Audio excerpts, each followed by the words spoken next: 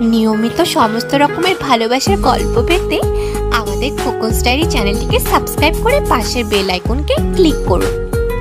সেই সাথে সম্পূর্ণ ভিডিওটি দেখার আমন্ত্রণ রইল। আই হোপ ভিডিওটি আপনাদের অনেক ভালো লাগবে।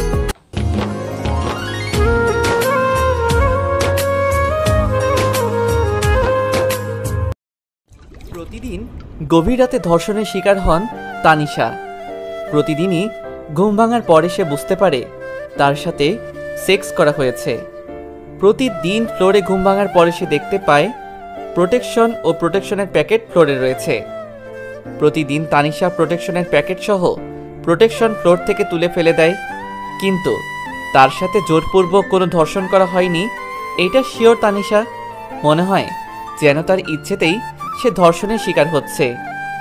জোরপূর্বক ধর্ষণ করা হলে শরীরে কোনো হাতাহাতির বিষয় লক্ষণীয় থাকত, কিন্তু তেমনটা হয়নি। প্রতিদিনই সকালে উলঙ্গ হয়ে বিছানায় পড়ে থাকে তানিশা। তার শরীরের সমস্ত জামাকাপড় মেঝেতে পড়ে থাকে, এলোমেলো চুল বিস্তীর্ণ লুটিয়ে থাকে বিছানার উপর।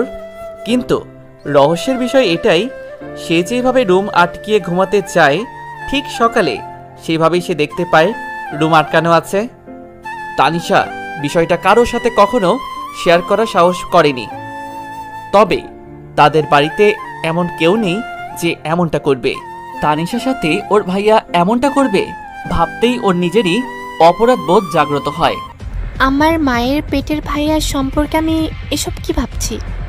তাহলে দাদা, আর দাদা তো বিছানা ছেড়ে উঠতেই পারে না, তাহলে দাদা? আবারও মাথা ঘোরায় তানিশার। কিসব ভাবছেন? বাড়িতে আর মাত্র একজন পুরুষ থাকে, সেটা হচ্ছে দারোয়ান। কিন্তু চিন্তার বিষয় এটাই, দারোয়ান আঙ্কেলের অনেক বয়স, তাছাড়া বাড়ির মেন দরজা আটকানো থাকে। মেন দরজা না হয় খুলে ভিতরে ঢুকলো, তাহলে আমার দরজা খুললো কি করে? আর না হয় আমার দরজা খুললো কিন্তু আমার দরজা আটকালো কি করে? উফ শিট, কিছুই মাথায় আসে না। পরবর্তী দিনে তানিশা আবার যত সময় ঘুমিয়ে গেল। আবারও প্রতিদিনের মতো করে আজও ধর্ষণের শিকার হন তানিশা।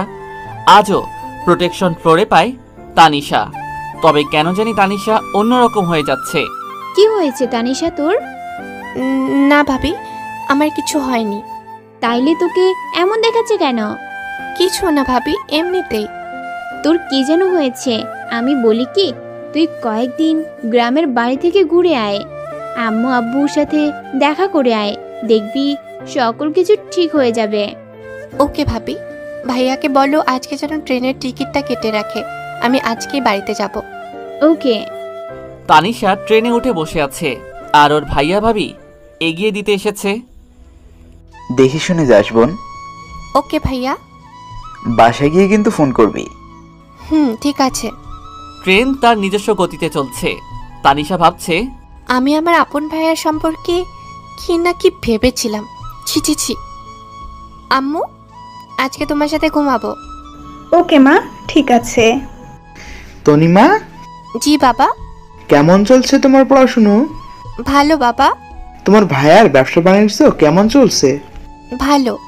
কি হয়েছে মা তোর? সবসময় মন মরা হয়ে থাকিস, তখন ধরে দেখছি আমি। কিছু না বাবা। আমার চোখের দিকে তাকিয়ে কথাটা বলতো। আরে বাবা, আমার কিছু হয়নি। ওকে যা, ঘুমিয়ে পড়। তানিশা ও তার মা ঘুমিয়ে আছে। হঠাৎই তানিশা দেখতে পেল তাকে একটা ছেলে লিপ কিস করছে। খুব করে যেন ছেলেটা কিস করছে তানিশাকে, ঠোঁট গালে গলায় যেন কিস করে ভরিয়ে দিচ্ছে ছেলেটা। কিছুক্ষণ পরে যেন তানিশার মনে হলো ছেলেটা তার সমস্ত জামা কাপড় খুলে ফেলে দেয়, ওকে যেন সম্পূর্ণ উলঙ্গ করে ফেলে। ছেলেটাও যেন উলঙ্গ হয়ে আছে, সারা গায়ে যেন তানিশাকে কিস করছে ছেলেটা। এভাবে ছেলেটা তার শারীরিক চাহিদা মেটানোর জন্য যখন ক্ষিপ্ত হয়ে পড়ে, ঠিক তখনই তানিশা ভয়ঙ্কর চিৎকার করে। কি হয়েছে মা তোর? তানিশা চুপ হয়ে আছে, মাথা ঘোরাচ্ছে ওর। খারাপ কোনো স্বপ্ন দেখেছিস মা? তানিশা মাথা ঝাঁকালো। স্বপ্ন তো স্বপ্নই, এটা নিয়ে টেনশন করতে হবে না।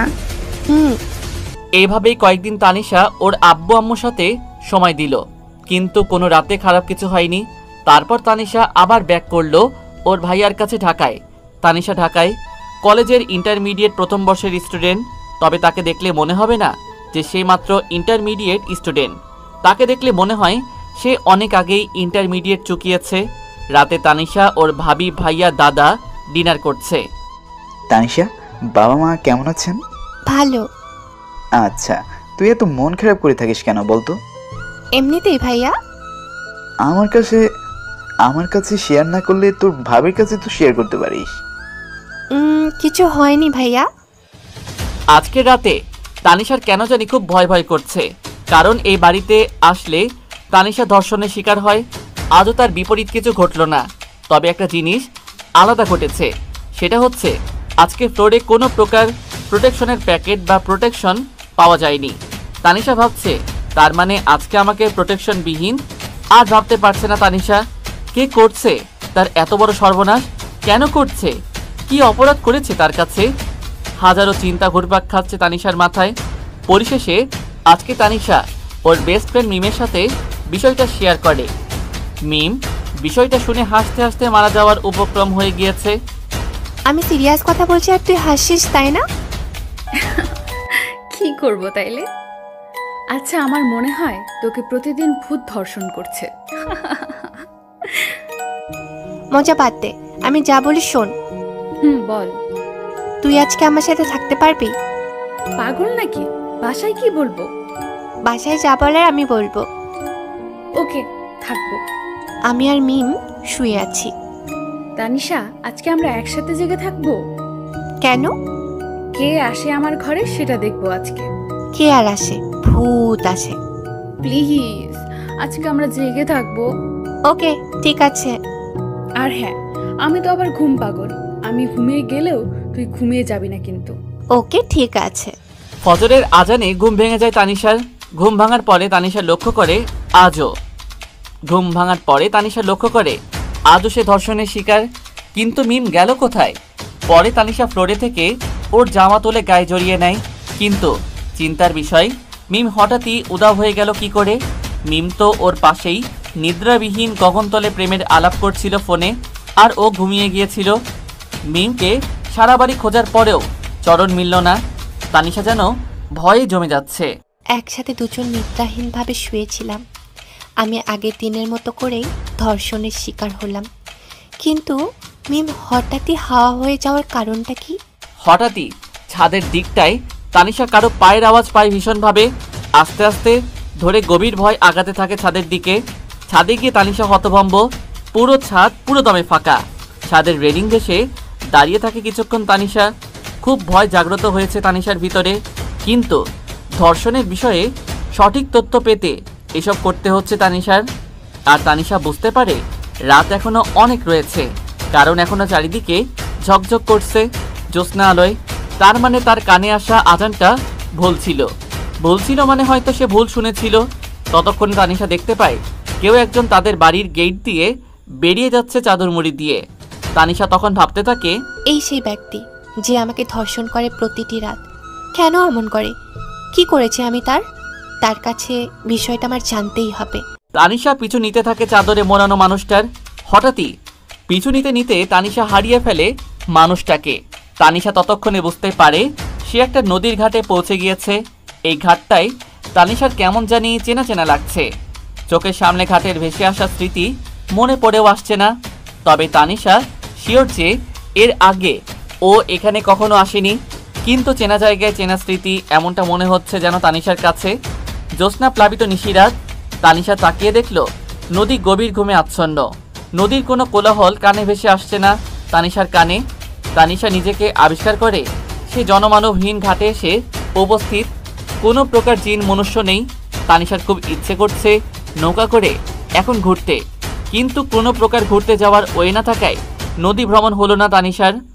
জ্যোৎস্না রাতে নীরব ঘুমন্ত নদীতে ভ্রমণ করার মজাটাই আলাদা। তানিশা উঠে যায় নৌকার ছয়ের ভিতরে। তারপর নদীর শীতল হাওয়া গায়ে জড়াতেই ক্লান্ত শরীরে ঘুমিয়ে যায় তানিশা। সকালে ঘুম ভাঙতে তানিশা নিজেকে আবিষ্কার করেন হাসপাতালে। তানিশা এটাও আবিষ্কার করে ফেলে কালকে ও 2 বার ধর্ষণের শিকার হয়েছেন। একবার নিজ ভবন থেকে, আরেকবার খোলা আকাশের নিচে নৌকার ছয়ের ভিতরে। কতক্ষণ পরে ওর ভাইয়া ভাবি ওর কাছে এসে, কেমন লাগছে বোন তোর এখন? ভালো ভাইয়া। কি হয়েছিল তোর? তুই নদীতে কেন গিয়েছিলি? ভাইয়া মনটা খারাপ ছিল, তাই মনটা ফুরফুরা করতে নদীতে গিয়েছিলাম। তাই বলে এত রাতে? হুম। সেটা না হয় ভালো কথা, কিন্তু তুই মিমের সাথে ঘুমিয়েছিলি, তারপর নাকি তুই ওকে গভীর রাতে ঘুম থেকে জাগিয়ে নিজে ড্রাইভ করে এসে ওকে বাড়িতে রেখে এসেছিস। আর তুই ওকে বাড়িতে রেখে কেন আসলি? আবার সাথে কার বাড়িতে কেন নিয়ে এসেছিলি? আর নদীতে একাকি না গিয়ে মিমকে সাথে করে নিয়ে নদীতে যেতে পারতিস। কি বলো ভাইয়া, এসব তো আমি নিতেই পারছি না। ওকে, তুই এখন রেস্ট কর, আমি বরং ডাক্তার সাহেবের সাথে কথা বলে আসি। ওকে ভাইয়া। তানিশা ভাবছে, আজব তো, আমি আবার কখন মিমকে বাড়িতে দিয়ে আসলাম। ও হয়তো ওর বয়ফ্রেন্ডের সাথে দেখা করার জন্য বাড়ি থেকে পালিয়েছিল, এখন বলছে আমি দিয়ে এসেছি ওকে বাড়িতে। নিজে বয়ফ্রেন্ডের সাথে দেখা করার একটা সুযোগও পেয়ে যায়, আবার দোষারোপ আমার উপরে চাপিয়ে দেয়, যাতে ওর ফ্যামিলি ওকে সন্দেহ না করে। সে কী সব ভাবছে মিম সম্পর্কে। মিম তো তার বেস্ট ফ্রেন্ড, কলেজ লাইফে পরিচয় হলেও মিম তার বেস্ট ফ্রেন্ড। হাসপাতাল থেকে সেদিনই তানিশাকে রিলিজ করে দেওয়া হয়। তারপর মিম দেখতে আসে তানিশাকে, ছাদে রেলিং ঘেঁষে দুজনে দাঁড়িয়ে রয়েছে। তুই আমাকে আজকে একা ফেলে বাড়িতে কেন চলে গিয়েছিলি? তুই আমাকে নিজে বাড়িতে রেখে এসেছিস জোর করে? আমি এই কথাটা কোনোভাবেই বিশ্বাস করতে পারবো না। দাঁড়া, তোকে দেখাচ্ছি। তুই নিজে ড্রাইভিং করে আমাকে বাড়ি দিয়ে এসেছিস? তারপর মিম ওর ফোনটা বের করে তানিশার ড্রাইভিং করার ভিডিও দেখায়, যে ও নিজে ড্রাইভিং করে বাসায় দিয়ে এসেছে। ভিডিওটা যেন বিশ্বাস করতে কষ্ট হচ্ছে তানিশার, তারপরও বিশ্বাস করে নিল। আর ড্রাইভিং করা অবস্থায় তানিশা খুব ক্ষিপ্ত ছিল মিমের উপর, যার কারণে মিম তখন কিছু বলেনি, কারণ ওর তখন তানিশার চেহারা দেখে খুব ভয় করছিল। রাতে তোর কি হয়েছিল? জানি না, তবে আজকেও আমি ধর্ষণের শিকার হয়েছি। সত্যি? রে, তাও একবার না, দুবার। কিভাবে? তারপর তানিশা বর্ণনা করলো রাতের কাহিনী। তানিশা করে ডাকতে ডাকতে তানিশার ভাবি উপরে চলে আসে। কি হয়েছে ভাবি, ডাকছো কেন? তোমার ভাইয়া নিচে ডাকছে। ওকে ভাবি, আমি আসছি। আজকে রাতে তানিশা নিজে ও রুমে গোপনে সিসিটিভি ক্যামেরা স্থাপন করেছেন, যাতে কে তাকে প্রতিদিন রাতে ধর্ষণ করে বিষয়টা জানতে। আজও প্রতিদিনের মতো করে ধর্ষণ হয়েছেন তানিশা। গত কয়েকদিনের মতো করে ফ্লোরে আর প্রোটেকশনের প্যাকেট আর পাওয়া যায়নি, তবে প্রতিদিনের মতো করে আজকে ফ্লোরে জামা কাপড় পেয়েছে। তানিশা জামা কাপড় পরে সিসিটিভি ফুটেজ চেক করতে ব্যস্ত হয়ে পড়ে, কিন্তু তানিশা সিসিটিভি ফুটেজ দেখে হতভম্ব, কথা বলার ভাষা হারিয়ে ফেলেছে সে। তানিশা সেটুকু সময় ধরে ধর্ষণের শিকার হয়েছে, সেই টাইমটুকু বাদে সকল কিছু সিসিটিভি ক্যামেরায় বন্দি। আর একটা বিষয়, সেটা হচ্ছে তানিশা নিজের গিয়ে যে সিসিটিভি ক্যামেরা অফ করেছে সেটাও বোঝা যাচ্ছে। তানিশা ভাবছে, আমি নিজে ক্যামেরা অফ করে কিছুটা টাইম পর অন করলাম, কিন্তু আমি এমনটা কখন করলাম? আর একটা বিষয় লক্ষণীয় যে গভীর রাতে কেউ একজনকে তানিশা নিজেই ফোন করে, সেটা সে তার ডায়াল কলে দেখে বুঝতে পেরেছে। সে ঠিক নির্দিষ্ট সময় ফোন করে ওই নাম্বারে, কিন্তু ওই নাম্বারে পরে কন্ট্যাক্ট করতে চাইলে তানিশা করতে পারে না। তানিশা, তোর এক্সাম কবে থেকে শুরু হচ্ছে? তানিশার ভাইয়া খাবার টেবিলে প্রশ্নটা ছুড়ে দেয় তানিশার উদ্দেশ্য করে। এই তো ভাইয়া, আর কিছুদিন। এক্সামের প্রস্তুতি কেমন? ভালো ভাইয়া। না, ওর প্রস্তুতি ভালো না। কয়েকদিন যাবৎ ও নাকি একটা অক্ষরও পড়ে না, জাস্ট গোমরা মুখী হয়ে থাকে। কেন রে বোন, তোর কি হয়েছে? ভাইয়া, শরীরটা কিছুদিন যাবৎ ভালো যাচ্ছে না। কেন, আবার কি হয়েছে? জানি না ভাইয়া। জানি না মানে? কিছু না। আজকে চল, তোকে ডাক্তার দেখিয়ে তারপর কাজের উদ্দেশ্যে রওনা দিব। আজ না ভাইয়া, অন্য কোনো দিন। ভাইয়া, আমার পেট শেষ হয়ে গিয়েছে। ওকে, আমি ফেরার পথে নিয়ে আসবো। আসলে আমাদের সমাজে প্যাড, পিরিয়ড এ সকল কথা না মানুষের ব্যাপকই সমালোচনা। আবার অনেকেই দেখি বিষয়টা খারাপ চোখে নিয়ে হাসাহাসি করে। আর হয়তো আপনারাও খারাপ দিকে নিয়েছেন যে তানিশা বোন হয়ে ভাইয়ের কাছে প্যাড আনতে বলছে, বিষয়টা কেমন হলো। কিন্তু বিষয়টা তেমন কিছুই হয়নি যেমনটা আপনি ভেবে নিয়েছেন। ভাইয়ার থেকে অন্য সকল আবদার যেভাবে মেয়েরা পূরণ করেন, আমি মনে করি সেভাবেই এই আবদারটাও পূরণ করে নেওয়া উচিত।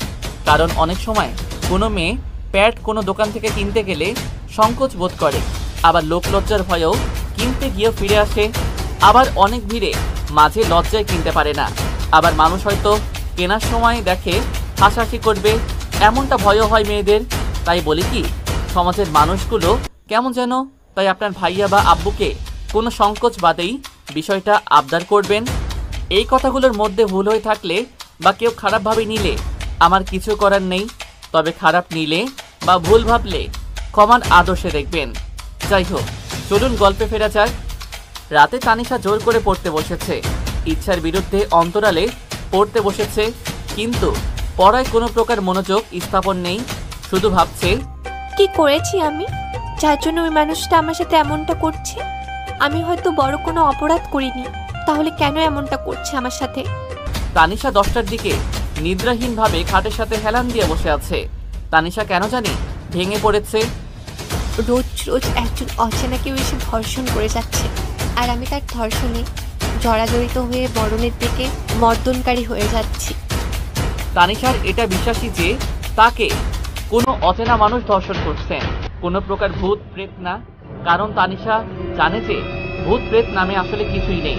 অনেকেই বলে মানুষ মারা গেলে ভূত প্রেত হয়ে যায়, কিন্তু কথাটা পুরোপুরি মিথ্যা। মানুষ মারা গেলে তার আত্মা ঘোরাঘুরি করে, কিন্তু সেটার কোনো ক্ষমতা নেই মানুষকে ধর্ষণ করবে। তবে হ্যাঁ, পৃথিবীতে জিন আছে যা আল্লাহ পাকের সৃষ্টি, তারা আমাদের মতোই আল্লাহর গোলাম। তবে আজকে তানিশা গভীর ভয়ে আচ্ছন্ন, কারণ আজকে থেকে তানিশার পিরিয়ড শুরু হয়েছে। ভয় করছে, আজকেও যদি আমি ধর্ষণের শিকার হই, আর এই 7 দিনে যদি ধর্ষণের শিকার হতে থাকি, তাহলে আমি হয়তো চিরতরে মা হবার ক্ষমতা হারিয়ে ফেলব। তানিশা আজকে ডিসিশন নিয়ে নিয়েছে, যেভাবেই হোক সে আজকে ঘুমাবে না, আবার ক্যামেরাও অফ করবে না। তানিশা ঘুম না আসার কারণে তার ডায়েরিটা মেলে ধরল চোখের সামনে। তবে আজকে তানিশার 1 বছর যাবত পরে ডায়েরিটা খুলেছে। প্রচুর পরিমাণে ধুলাবালি জায়গা করে নিয়েছিল ডায়েরিটার উপর। আর ডায়েরির প্রথম পেজে তানিশার নামের সাথে একজনের নাম খেলা, যার জন্য হতভম্ব তানিশা। খুব বড় বড় অক্ষরে করে লেখা, তানিশা লাভ অনিক। তানিশা ভাবতে থাকে, আমার ডায়েরিতে অনিকের নাম লেখা, কিন্তু এই অনিকটা আবার কে? অনেক নিয়ে ভাবতে ভাবতে তানিশা ঘুমের রাজ্যে পাড়ি জমায়। আসলে তানিশা ঘুম পাগলি, তার ঘুম না হলে পাগল হয়ে যায়। খুব সকালে ঘুম ভেঙে যায় তানিশার। আর আজকেও ধর্ষণের শিকার হয়নি, সেটা ও বুঝতে পারছে, কারণ ও আজকে স্বাভাবিক অবস্থায় রয়েছে। কোনো প্রকার ধকল যায়নি ওর শরীরের উপর দিয়ে, আর ওর শরীরের সম্পূর্ণ কাপড় খোলা নেই। আজকে সালোয়ার কামিজ পরেছিল তানিশা, তবে আজকে তানিশার জাস্ট কামিজ পরে আছে ফ্লোরে, কিন্তু শরীরের সাথেই তার সালোয়ার ছিল। তানিশা কামিজ গায়ে জড়িয়ে নিল আর ভাবছে, এই ধর্ষণকারী জানলো কি করে যে আমার পিরিয়ড চলছে? তারপর তানিশা তার বালিশের নিচে একটা চিরকুট পায়। চিরকুটে জাস্ট লেখা, আজকে থেকে যে তোমার পিরিয়ড শুরু হয়েছে এটা আমার জানা ছিল। আমার ডায়েরিতে লেখা রয়েছে তোমার যাবতীয় তথ্যাদি। তানিশা বারবার চিরকুটটা পড়ছে। তানিশা ভাবলো, কে সে? আমার বিষয়ে সকল কিছু জানে। এভাবেই তানিশা 7 দিন কোনো প্রকার ধর্ষণ থেকে মুক্ত। সে এখন আর কলেজে যায় না, সবসময় গোমরামুখী হয়ে বসে থাকে। আজকে কয়েকদিন পরে মিম তানিশার সাথে দেখা করতে এসেছে। তানিশা, জানিস আমার এই কয়েকদিন কি হয়েছিল? কি হয়েছিল? আমার ফোনে আসা একটা টেক্সটে আমি 7 দিন যাবৎ হসপিটালে ছিলাম।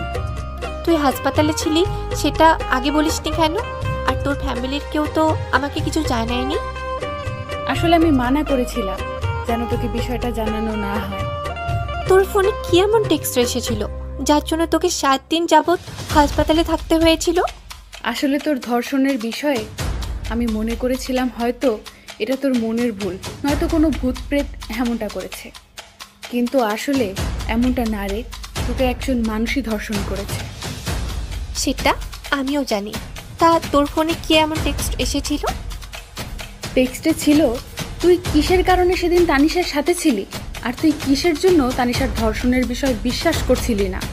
আর তানিশা আমার বউ, ওর আমার মিলন নিয়ে হাসাহাসি করছিলি কেন? আর তোর জন্য আমি একটা পার্সেল পাঠিয়ে দিয়েছি, পার্সেল করে দেখে নিস। এতক্ষণে হয়তো তোর রুমের সামনে গিফটটা রাইখা এসেছে। তারপর তারপর আমি গিফট দেখে জ্ঞান হারিয়ে ফেলি। কি ছিল গিফটে? হ্যাঁ, বিশাল একটা বক্সে মানুষের রক্ত মাংসের মাথা। কি? তবে ওইটা জাস্ট ভয় দেখানোর জন্য পাঠানো হয়েছিল, ওটা রিয়েল মানুষের মাথা ছিল না। রে, আর ওই ভয় পেয়েই আমি 7 দিন হসপিটালে। মাঝে তানিশার এখন বমি হওয়া শুরু হয়েছে, ওর পেট মাঝে মাঝে ব্যথা করছে, আর পেটে কে যেন মাঝে মাঝে লাথি মারে। মিমের পরামর্শে তানিশা আর মিম দুজন হাসপাতালে চেক আপ করাতে গেল। তানিশা খুব টেনশনের মধ্য দিয়ে পার করছে, কারণ যদি রিপোর্ট পজিটিভ হয় তাহলে আমি মুখ দেখাবো কি করে সমাজে? কি পরিচয় মানুষ হবে ও? ওর তো কোনো পিতার পরিচয় নেই, তাহলে কাকে পিতা বলবে? আমার কাছে যখন ও পিতার কথা জানতে চাইবে তখন আমি কি বলবো? তোর বাবা অচেনা মানুষ? তানিশা যেন কথাগুলো ভাবতেই ঠান্ডা হয়ে যাচ্ছে। টেনশন করিস না, তুই যেমনটা ভাবছিস আশা করি তার বিপরীতটা হবে। তাই যেন হয় রে দোস্ত। সেটাই হবে। কতক্ষণ পরে রিপোর্টটা আসলো। রিপোর্টটা দেখে মিম তানিশা দুজনই হতভম্ব, যেন দুজনের মাথাতেই আকাশ ভেঙে পড়ল। রিপোর্ট পজিটিভ, টুইন বেবি তানিশার গর্ভে। যদিও তানিশার খুব বেশি পছন্দ টুইন বেবি, ওর কামনা ছিল ওর একদিন টুইন বেবি হবে। পাশের বাসার এক বড় আপর টুইন বেবি হওয়াতে তানিশার টুইন বেবির উপর একটা আকর্ষণ বিস্তার করে। সে স্বপ্ন দেখতে থাকে, আমার ফুটফুটে বেবির সাথে আমি সারা দিন খেলাধুলা করব, একসাথে ঘুরতে নিয়ে যাব। আমার আব্বুর কোলে থাকবে একটা বেবি, আর আমার কোলেও থাকবে একটা বেবি। দুজন পাশাপাশি হেঁটে পাড়ি দেব আমাদের গন্তব্যস্থলে।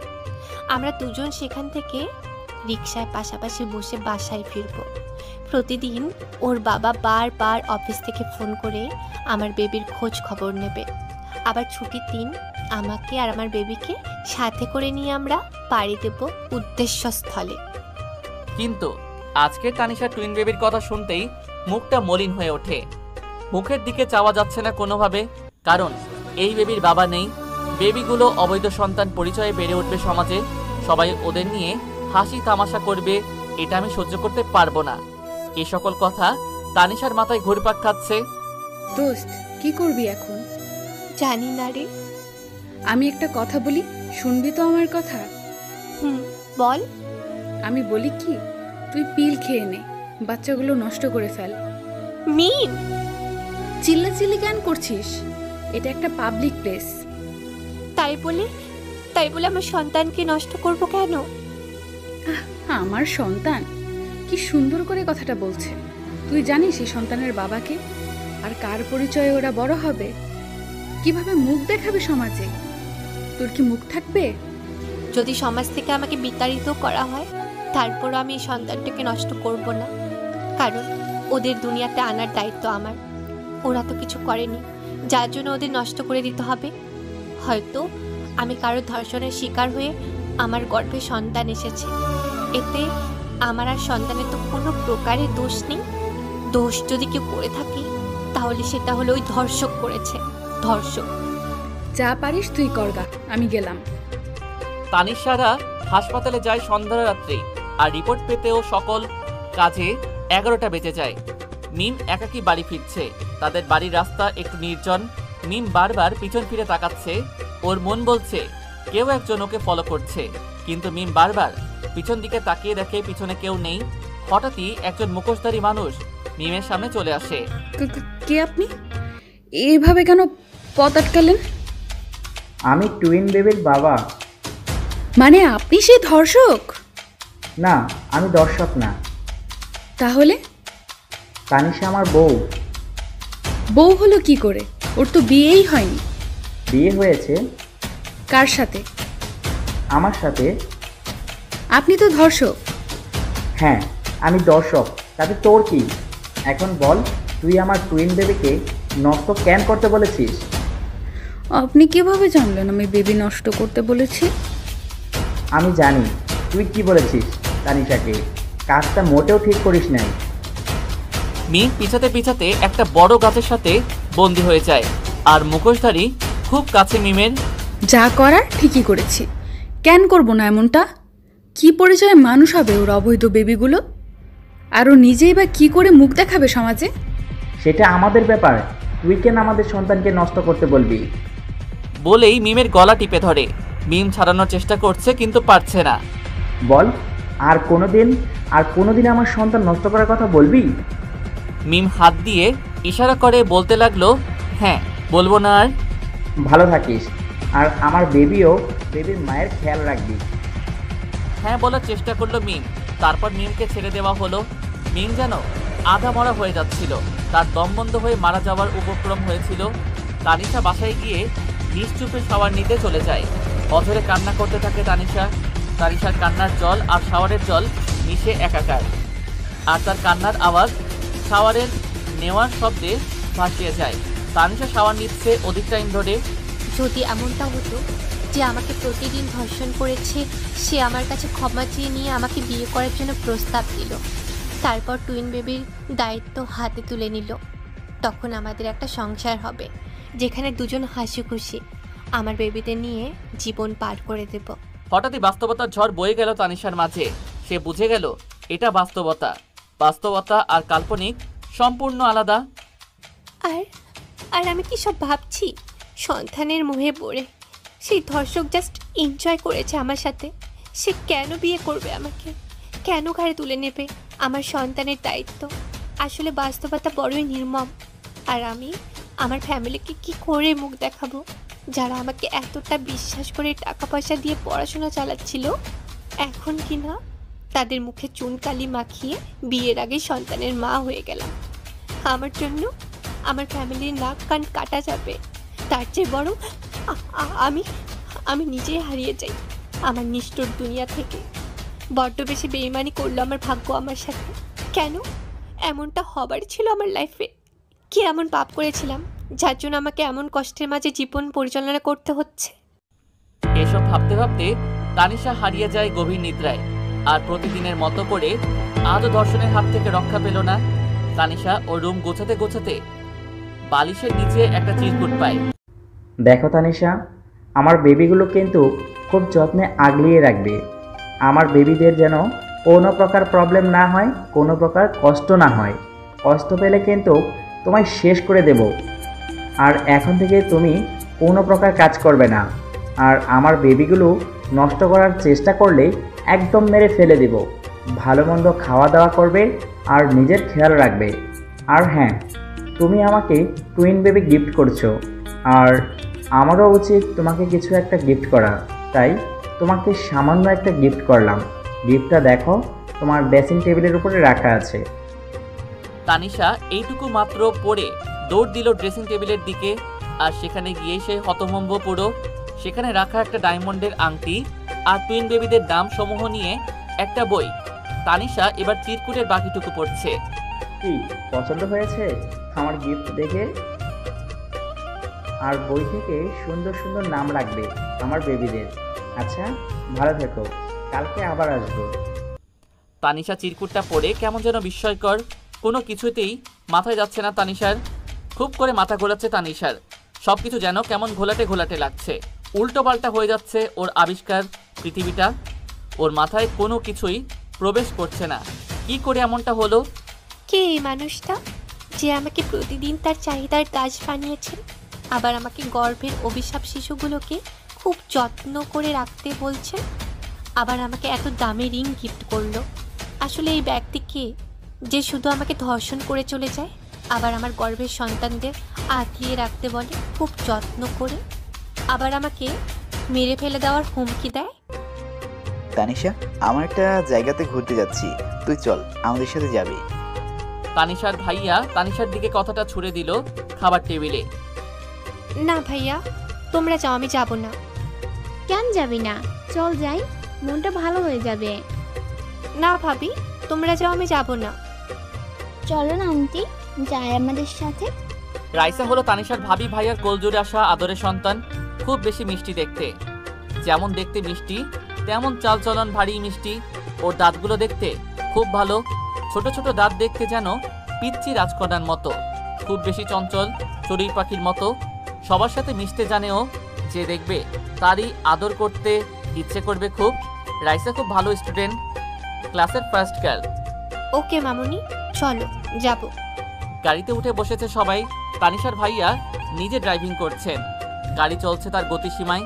হঠাৎই মিম ফোন করে বসে তানিশাকে ফোন করে মিম ওর সাথে ঘটে যাওয়া রাতের কাহিনী তুলে ধরে ফোনের মাধ্যমে। তানিশা মিমের কথা শুনে হতভম্ব। আমাদের কথাগুলো সে মানুষটা জানতে পারলো কি করে? আমরা তো নিরিবিলি হাসপাতালের এক কোণে আলোচনা করেছিলাম। বিষয়টা ভাবছে আর মন মরা হয়ে বসে আছে তানিশা আবার ভাবছে, আমার সাথে এমনটা কোনো জিন গোষ্ঠী বা পরিগোষ্ঠী করছে না তো? কি হয়েছে আন্টি তোমার? রাইসা এতক্ষণে তানিশার কোলের উপরে বসে ওর আম্মুর ফোনে গেমস খেলছিল। কিছু না মামুনি।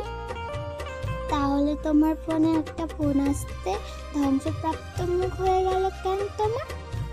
তেমন কিছু না রে পিচ্ছি বুড়ি। আচ্ছা আন্টি, তোমার আঙ্কেল? রাইসা কথাটা শেষ করতে যাবে তার আগে তানিশার ভাবি রাইসাকে তানিশার কোল থেকে ছো মেরে নিয়ে নিজের কোলে নিয়ে অন্যদিকে মন আকর্ষণ করে ফেলে দেয়। ভাবি, ওকে কথাটা শেষ করতে দিতে। তার আগে কেন নিয়ে নিলে আমার কাছ থেকে? আরে ইদানিং খুব বকা ধরেছে ও, খুব সব সময় ভুল ভাল বকে। না জানি তোমাকে কি দিয়ে কি বলে ফেলবে, তুমি বিষয়টা খারাপ দিকে নিবে, তাই আর কি। ভাবি, এটা কি ধরনের কথা হলো? আমি ওকে নিজের সন্তানের মতো করে ভাবি। একটা সন্তান যেমন যত বড় অন্যায় করুক না কেন, সে যদি পিতামাতার সামনে এসে আব্বু আম্মু বলে ডাকে, তখন পিতামাতার সন্তানের উপর সকল রাগ অভিমান ভেঙে যায়। ঠিক তেমন করে রাইসা যতটা আমাকে জ্বালায়, আমি মাঝে মাঝে বিরক্ত হই। কিন্তু যখনই ও আন্টি বলে, তখনই আমার চোখ থেকে সকল বিরক্তির ছাপগুলো কেটে যায়। তানিশা, বাদ দাও তো বিষয়টা, আমরা এসব এখন ভাবি না। তানিশার কেন জানি মনের মধ্যে ওর ভাবির আচরণটা অদ্ভুত ধরনের লাগলো। তানিশার কেন জানি মনে মনে রহস্যের গন্ধ পাচ্ছে বিষয়টার মাঝে। তানিশা ভাবছে বিষয়টা রাইসার থেকে জানতে হবে। তানিশারা কতক্ষণ বাদে ওদের উদ্দেশ্য স্থলে পৌঁছে গেল।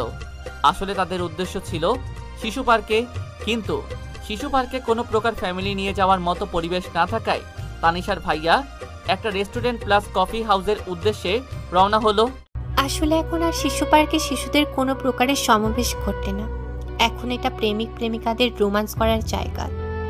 আমি জীবনে একবার বন্ধুদের সাথে ঢাকায় শিশু পার্কে গিয়ে তাড়াতাড়ি বের হতে পারি না। তানিশা, কি খাবি? কিছু খেতে ইচ্ছে করছে না ভাইয়া। মানে কিছু একটা অর্ডার কর। ভাইয়া, আমার একটা ঠান্ডা কফি হলেই হবে। ওকে। তানিশার কেন জানি এই রেস্টুরেন্টটা খুব বেশি পরিচিত মনে হচ্ছে কতদিন যাবৎ যেন ওর আসা যাওয়া এই রেস্টুরেন্টে। রাতে তানিশা আজকে ওর রুমে আরও একটা ক্যামেরা স্থাপন করেন, যাতে যে করে হোক ওই ধর্ষককে চিহ্নিত করতে পারে ও। তানিশা আজকে আবার ওর চোখের সামনে ওই ডায়েরিটা খুলে ধরল। ডায়েরির একটা জায়গায় ওর চোখ আটকিয়ে গেল। ডায়েরির একটা জায়গায় লেখা ছিল, খুব বেশি ভালোবাসি আমি তোমাকে, কি করে বোঝাবো তোমাকে, তোমাকে ছাড়া আর বাঁচতে পারবো না, একটা মুহূর্ত চলে না তোমাকে কল্পনার জগতে করে না ভাসিয়ে নিয়ে যেতে, খুব বেশি ভালোবাসি রে পাগল তোকে। তানিশা খুব করে মিলিয়ে দেখলো কথাগুলো তার নিজের হাতে লেখা। তানিশা লেখা পড়ে যেন নিজের মধ্যে নিজে থাকলো না, তানিশার মধ্যে বারবার উকি দিয়ে যাচ্ছে। এই অনিকেতটা আবার কে, যাকে আমি ভালোবাসি? তানিশা ভাবছে আসলে ডায়েরিটা হয়তো বা ওর না। এখন অনেক মানুষ আছে যারা হাতের লেখা কপি করতে পারে। হাজারো কথা ভাবতে ভাবতে হারিয়ে যায় তানিশা গভীর ঘুমে। ডায়েরিটা পড়ে থাকে তার হাতের পাশে। সকালে ঘুম থেকে উঠে তানিশা অবাক, সে আজকে কোনো প্রকার ধর্ষণের শিকার হয়নি। কিন্তু সেটা দেখতে পেল যে বালিশের নিচে একটা চিরকুটটা হাতে তুলে নিয়ে তানিশা দৌড় দেয় সিসিটিভি ফুটেজ চেক করতে। তানিশা সিসিটিভি ফুটেজে যা দেখল সেটা দেখার জন্য প্রস্তুত সে ছিল না। ফুটেজে স্পষ্ট দেখতে পাচ্ছে তানিশা কেউ একজন চাদর মুড়ি টেবিলের উপর বসে কি যেন লিখতেছে। এখানে অদ্ভুত বিষয় এটাই যে চেয়ারে বসা বাদ দিয়ে মানুষটা টেবিলের উপরে বসেছিল, আবার মানুষটা হাত দিয়ে লেখা বাদ দিয়ে পা দিয়ে লিখছে। কতক্ষণ পরে লেখা শেষ করে মানুষটা আস্তে ধীরে করে ওর দিকে এগিয়ে আসছিল। তারপর ধীরে ধীরে তানিশার দিকে ঝুঁকতে থাকে। প্রথমে তানিশার মুখের উপরে, আসা চুলগুলো হাত দিয়ে সরিয়ে দেয়। মুখের উপরে আসা চুলগুলো খুব সযত্নে কানে গুজে রাখে। হাত দিয়ে চুলগুলো আলতো করে ছুঁয়ে দিতে থাকে। কতক্ষণ পরে তানিশার কপালে আলতো করে দেয়, আদর বসিয়ে দেয়। এরপর চোখে, মুখে, থুতনিতে, গালে আদরে জড়াতে থাকে। এভাবেই কতক্ষণ পরে মানুষটা কোথায় গেল, কি করলো না করলো সেটা ক্যামেরা অস্পষ্ট। তবে চিরকুটটা এগিয়ে ধরল তানিশা নিজের চোখের সামনে। চিরকুটটায় লেখা ছিল, তানিশা, তোর কিন্তু খবর আছে। তুই কালকে কিসের জন্য ঠান্ডা পানি খেলি? যদি আমার বাচ্চার কিছু হয় তাহলে খবর আছে তোর। আর কালকে রাতে আমি আসবো না, তুমি ওই নদীর ঘাটের দিকে আসবে। খোলা আকাশের নিচে নৌকার ছোঁয়ের ভিতরে আদর করব তোমাকে। আর এখন থেকে খুব খুব আদর করব তোমাকে, কারণ কিছুদিন পরেই তুমি আমাকে টুইন বেবির দর্শন মেলাবে। আর দেখো, তোমার জন্য আচার নিয়ে এসেছি তেঁতুলের, খাবে? তোমার টেবিলের উপরে রাখা আছে। নিয়মিত টক খাবা আর আমার বেবির যত্ন নিবা। চিরকুটটা হাত থেকে একাকী পড়ে গেল। তানিশা অপলক দৃষ্টিতে তাকিয়ে রয়েছে হাত থেকে পড়ে যাওয়া চিরকুটটার দিকে। চোখটা ঝাপসা হয়ে আসছে তানিশার, চোখ দিয়ে হালকা করে জল গড়িয়ে পড়ছে। খাটের কোণে ধপাস করে বসে পড়ে তানিশা। চোখ লাগিয়ে আসছিল তানিশার। হঠাৎই মিম ফোন করে তানিশাকে। হ্যালো রে, বল। কলেজে আয় আজকে। না রে, কলেজে ভালো লাগছে না। কেন, আজ কেউ ঘুরছে নাকি? আজকে ধর্ষণ বাদে সকল কিছুই ঘটেছে। আজকে কিন্তু কলেজে আসিস তুই, জরুরি কথা আছে তোর সাথে। ওকে। আন্টি, কোথায় যাবে তুমি এখন? খাবার টেবিলে রাইসা তানিশাকে উদ্দেশ্য করে কথাটা ছুড়ে দিল। কলেজে যাব মামুনি। আমিও তো স্কুলে যাব, আমাকে সাথে করে নিয়ে যাবে না? কেন নেব না আমার বুড়িকে সাথে? তানিশা ভাবছে একাকী যাওয়ার চেয়ে রাইসাকে সাথে করে নিয়ে যাই, যাতে সারা পথ এনজয় করতে পারি। ওর পাকামো কথাগুলো শুনলেই যে কারো মন ভালো হয়ে যাবে। আবার সেই দিনকার রাইসা শেষ না করা কথাটা জানা যাবে। কি আন্টি, নেবে না আমাকে? তানিশা কল্পনার জগৎ ত্যাগ করে। ওকে পাগলি বুড়ি। রাইসা আর তানিশা পাশাপাশি বসে আছে। পাগলি বুড়ি। জি আন্টি। গতকাল তুমি আমাকে কি বলতে চেয়েছিলে সোনা? কখন আন্টি? এই যে গতকাল যখন গাড়ি করে আমরা ঘুরতে যাচ্ছিলাম, তখন তুমি আমাকে কী সব যেন বলছিলে। হঠাৎ তোমার আম্মু তোমাকে আমার থেকে নিয়ে নেয়, ওই কথাটা এখন বলো তো। মনে নেই তো আন্টি। ওকে, ঠিক আছে। তারপর তানিশা রাইসাকে স্কুলে নামিয়ে দিয়ে কলেজে চলে যায়। আর এদিকে তানিশার ভাবি তানিশার ঘর গোছাতে ব্যস্ত হয়ে ওঠে। হঠাৎ বিছানার নিচে একটা জিনিসে চোখ আটকে গেল তানিশার ভাবির। আসলে জিনিসটা ছিল তানিশার টুইন বেবি রিপোর্ট। রিপোর্টটা হাতে জড়িয়ে নিয়ে তানিশার ভাবি তানিশার ভাইয়ের সামনে দাঁড়িয়ে আছে। তখন তানিশার ভাবি তানিশার ভাইয়ের দিকে এগিয়ে দেয় রিপোর্টটা। রিপোর্টটা দেখে তানিশার ভাইয়া বসা থেকে দাঁড়িয়ে গেল। এখনই এইসবের দরকার ছিল? জানি না তো, কিছুদিন পরে হলে কি এমন হতো। কি আর করা যাবে, ওর কপালটাই খারাপ। কেনই বা সেদিন বাড়ি থেকে ওরা বের হবে, আর কেনই বা। কথাটা শেষ না করে কান্না করতে করতে তানিশার ভাইয়া বাড়ি থেকে বেরিয়ে যায়। তানিশা মিমের সাথে কথা বলে যাচ্ছে কলেজে গিয়ে অবিরাম, কিন্তু হঠাৎই তানিশা মাথা ঘুরে পড়ে যায়। তখন মিম নিজে এসে তানিশাকে বাসায় দিয়ে যায়। তানিশা ভাবছে বাচ্চাগুলো নষ্ট করে ফেলবে, নয়তো সে নিজেই আত্মহত্যা করবে। তার আর এসব ভালো লাগছে না। আজকে কেন জানি এসব ভাবছে তানিশা। কেমন জানি পাগল হয়ে যাচ্ছে তানিশা, নিজে কেমন জানি অবুঝ অবুঝ হয়ে উঠছে। রাতে তানিশা ভাবছে আমি কি যাবো আজকে রাতে ঘাটে? একবার ভাবছে যাব, আবার ভাবছে যাব না, কিন্তু সঠিকভাবে সিদ্ধান্ত নিতে পারছে না। এসব ভাবতে ভাবতে তানিশা ঘুমের দেশে হারিয়ে যায়। গভীর রাতে তানিশার ঘুমটা ভেঙে যায়। ঘুম ভেঙে যাওয়ার পরে তানিশা ওর ফোনের দিকে দৃষ্টি করে দেখল ওর ফোনে একটা SMS এসেছে। SMSটা ছিল এইরকম, আমি কিন্তু বসে আছি ঘাটে তোমার অপেক্ষায়, আমার বিশ্বাস তুমি এখানে আসবে। তানিশা কি করবে না করবে ভাবতে ভাবতে বেরিয়ে গেল বাড়ি থেকে। আজও রাস্তায় জনশূন্যতায় পরিপূর্ণ। তানিশা আস্তে আস্তে করে রাস্তার এক পাশ দিয়ে হাঁটতে থাকে ঘাটকে উদ্দেশ্য করে। আজও জ্যোৎস্নাময় রাত, চারিদিকে জ্যোৎস্নার আলোয় আলোকিত রাস্তাঘাট। তানিশা ঘাটে গিয়ে হতভম্ব। সবচেয়ে বড় সারপ্রাইজ হলো আজকে তানিশা জীবন নেও এমন সারপ্রাইজ কোনোদিন হয়নি। বালুকণা উপরে জ্বলন্ত মোমবাতি দিয়ে সজ্জাকরণ করা হয়েছে। মোমবাতিগুলো দিয়ে অনেক সুন্দর করে লেখা রয়েছে হ্যাপি বার্থডে তানিশা। এতটা সৌন্দর্য তুলে ধরা সম্ভব না। আলোকসজ্জা সজ্জিত করা হয়েছে। তানিশা পা পা করে হেঁটে আগাচ্ছে এতটা সৌন্দর্য কাছ থেকে দেখার জন্য।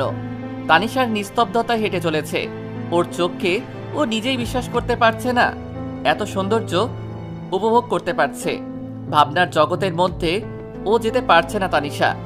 এতক্ষণে তানিশা মোমবাতি দিয়ে সাজানো সারপ্রাইজের স্থানে পৌঁছে গেল। সেখানে গিয়ে অপলক দৃষ্টিতে তাকিয়ে রয়েছে তানিশা। হাত দিয়ে স্পর্শ করতে ইচ্ছে করছে তানিশার মোমবাতিগুলো। জ্বলন্ত মোমবাতির আগুন কেমন হাত দিয়ে দেখতে ইচ্ছে করছে মোমবাতি যেমন করে জ্বলছে তেমন করে জ্বালিয়ে দেই নিজেকে। কতই না আনন্দ পাচ্ছে মোমবাতিগুলো পুরো। আমি হয়তো পুড়লে এমন মজা পাবো। কত সুন্দরী না দেখাচ্ছে মোমবাতিগুলারে। হয়তো আমাকেও দেখাবে এমন সুন্দর, হয়তো বা তার চেয়েও বেশি সুন্দর, না হয় তার চেয়েও বেশি অসুন্দর। হঠাৎই বাস্তবতার বাতাসে তানিশাকে উড়িয়ে নিয়ে গিয়ে বাস্তবতা কি সেটার সামনে তুলে ধরে। তানিশা আবারও কল্পনার জগতে গিয়ে ভাবতে থাকে, আমি কি পাগল হয়ে গেছিলাম? কি সব ভাবছিলাম? তানিশা কতক্ষণ মোমবাতির চারপাশটায় ঘুরিয়ে ঘুরিয়ে দেখছিল। হঠাৎই একটা বাক্সের দিকে নজর টানে। তানিশা বক্সটা হাতে তুলে নিয়ে দেখল বক্সের মধ্যে একটা চিরকুটটায় লেখা ছিল, কি জান, কেমন সারপ্রাইজ দিলাম। এখন সামনের দিকে আগাতে থাকো। সামনে মানে দেখো একটা ঘর রয়েছে, আগাতে থাকো ঘরটার দিকে। তানিশা চিরকুটটা ফেলে দিয়ে আগাতে থাকে সামনের দিকে। কিছুটা ভয় কাজ করছে তানিশার ভিতরে। আগাতে ইচ্ছে করছে না মাঝপথে, কিন্তু কিছুটা সাহস কোথায় থেকে যেন পেয়ে গেল তানিশা। আগাতে থাকে সামনের দিকটায়। তানিশা ঘরটার সামনে গিয়ে আবারও হতভম্ব। ঘরটা কেমন জানি অদ্ভুত। মনে হচ্ছে ঘরটা রূপার প্রলেপ দিয়ে সাজানো। সমস্ত ঘরটা যেন রূপার প্রলেপ দিয়ে বিস্তৃত। ঘরটা আলোকসজ্জায় আলোকবাতি দিয়ে সাজানো। ঘরটায় চারপাশ যেন বিচলিত সুন্দর ফুটে আসতেছে। ঘরটার গেইটে একটা চিরকুট লাগানো। চিরকুটটায় লেখা ছিল, আমি জানতাম আমার কলিজাটা এখানে আসবেই। চিরকুটটা গেইটের দেয়াল থেকে তুলে নাও, এর নিচে একটা চাবি দেখতে পাবে। তানিশা চিরকুটটা দেওয়াল থেকে তুলে নিয়ে দেখল একটা চাবি, কিন্তু চাবিটাও কেন জানি রূপার প্রলেপ দেওয়া। চাবির সাথে আবার চিরকুট, তাতে আবার লেখা, চাবিটা নিয়ে গেটের তালাটা খুলে ভিতরে প্রবেশ করো। তারপর তানিশা আস্তে ধীরে করে করে তালাটা খুলে নিল। কিন্তু অদ্ভুতের বিষয় এটাই যে গেটের তালাটাও রূপার প্রলেপ দেওয়া। গেট খুলে তানিশা আস্তে ধীরে পায়ে এগিয়ে চলছে ভিতরে। কিছু দূর যেতেই তানিশা লক্ষ্য করলো দরজায় একটা চিরকুট লেখা। এই চিরকুটটাই লেখা, দেখো ডান দিকে একটা টিউবওয়েল আছে, ওখানে যাও। ওখানে গিয়ে তানিশা দেখলো টিউবওয়েলের হাতার সাথে ছোট করে আবার চিরকুট, তাতে লেখা, আগে অজু করবে তারপর রুমের মধ্যে যাবে। তানিশা তারপর অজু করে ঘরের ভিতরে প্রবেশ করলো। ভিতরে গিয়েই সামনে তাকাতেই আবার দেখতে পেল একটা বড় চিরকুট, তাতে লেখা, দেখো ডান দিকটায় একটা বোরকা রয়েছে। তানিশা এবার বোরকার কাছে গিয়ে আবার চিরকুট পেল। তুমি আজকে এশার নামাজ পড়ো নাই, যাও গিয়ে এশার নামাজ আদায় করে নাও। আর জায়নামাজটা বিছিয়ে রাখা আছে পশ্চিমের দিকটায়। তানিশা তারপর বোরকা পরে জায়নামাজে গিয়ে এশার 11 রাকাত নামাজ আদায় করে নেয়। তানিশা নামাজ শেষ করে জায়নামাজ তুলতে গিয়ে দেখলো জায়নামাজের নিচে একটা চিরকুট, তাতে আবার লেখা, এবার বারান্দার দিকে একটু এগিয়ে গিয়ে দেখো একটা বক্স আছে, ওইটা খোলো। তানিশা তারপর বাক্সটা খুলে দেখলো সেটাই একটা বার্থডে কেক। তার উপরে সুন্দর করে লেখা হ্যাপি বার্থডে টুইন বেবির আম্মু। কেকের পাশে আবার ছোট কাগজে কিছু একটা লেখা, তাতে আবার লেখা, এবার দেখো কেকের পাশেই ছুরি রয়েছে, ওইটা হাতে নিয়ে কেকটা কেটে নাও। তানিশা এবার ছুরিটা হাতে তুলে নিয়ে কিছুটা ভয় করছে, কারণ ছুরি খুব ধারালো, আবার ছুরিটা সম্পূর্ণ রূপার। কিছুটা ভয় নিয়ে কেকটা কেটে ফেলে তানিশা। আর সাথে সাথেই ঘরে কোণের দিকটায় থেকে একটা কথা ভেসে আসে, হ্যাপি বার্থডে টুইন বেবির আম্মু।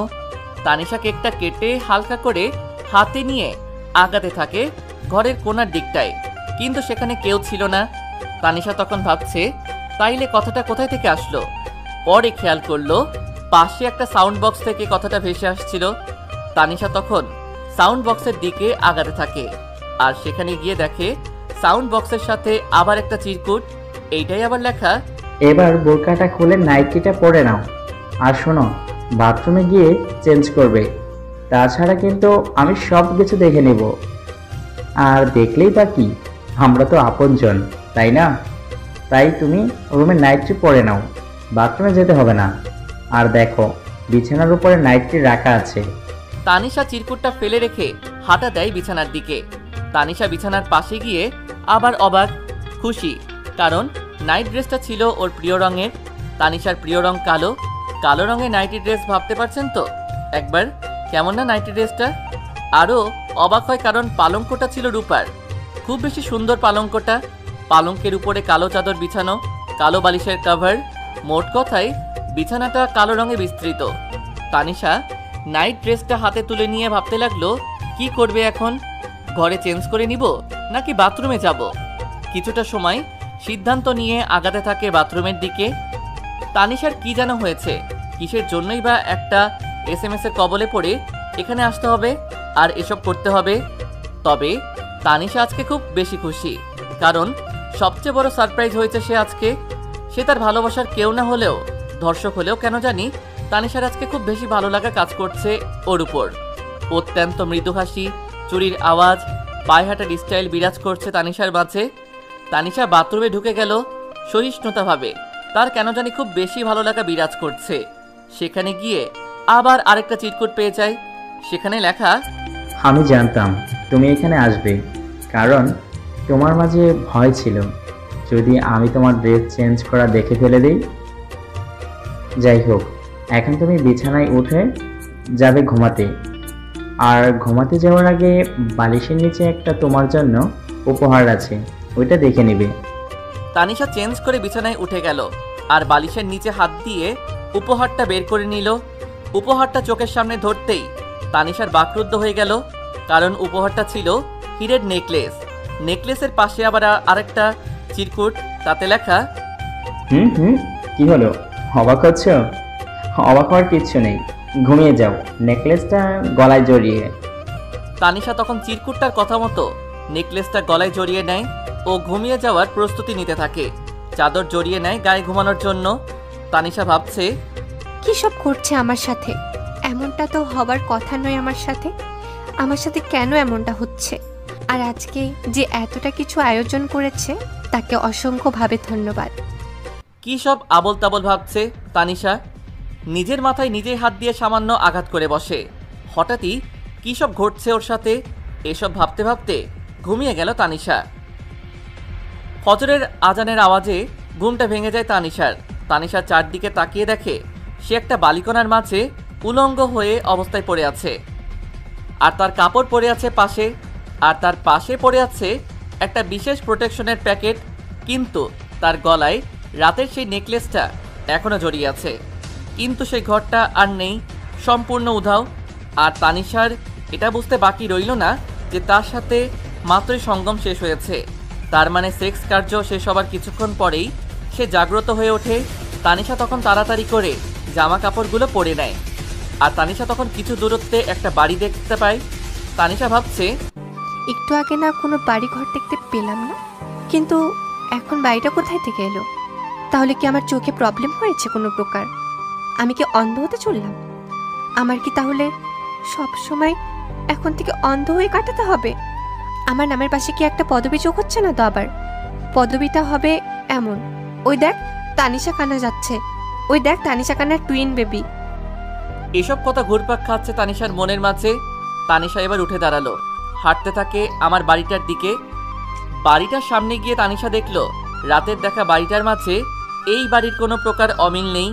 সেখানে সে দাঁড়িয়ে অজু করেছিল, সেই জায়গায়ও সেই টিউবওয়েলটা সেখানে উপস্থিত। তানিশা যেন কোনো কিছু আবিষ্কার করতে পারছে না। বাড়ির সকল কিছু ঠিক থাকলেও বাড়ির রূপার প্রলেপটা আর নেই সে আলোকসজ্জায় সজ্জিত করা বাড়ির রূপ। তানিশা আবার ভাবছে, আমার সারা জীবনের ইচ্ছে ছিল আমার একটা রূপার প্রলেপ দেওয়া বাড়ি হবে, যে বাড়িতে সকল কিছুই রূপার প্রলেপ দেওয়া থাকবে। আর এমনটাও হতে পারে, সেটা হচ্ছে কেউ খুব বেশি কষ্ট থেকে আবেগ খুশি হয়ে চোখটা পানিতে ঝাপসা হয়ে উঠলেই। তার মনের মাঝে সবসময় থাকা স্বপ্ন চোখে ধরা পড়ে। আসলে মানুষটা তখন তার স্বপ্নটা আসলেই বাস্তব মনে করে। তানিশা আবার ভাবছে, আমিও হয়তো আমার মাঝে থাকা রূপার প্রলেপ দেওয়া বাড়ির স্বপ্নটা বাস্তবে না দেখেই বাস্তবে ভেবে নিয়েছিলাম।